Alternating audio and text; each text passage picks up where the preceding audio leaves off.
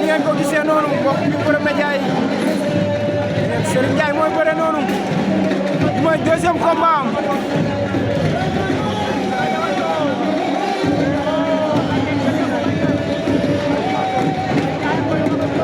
attention Serigne Ndiaye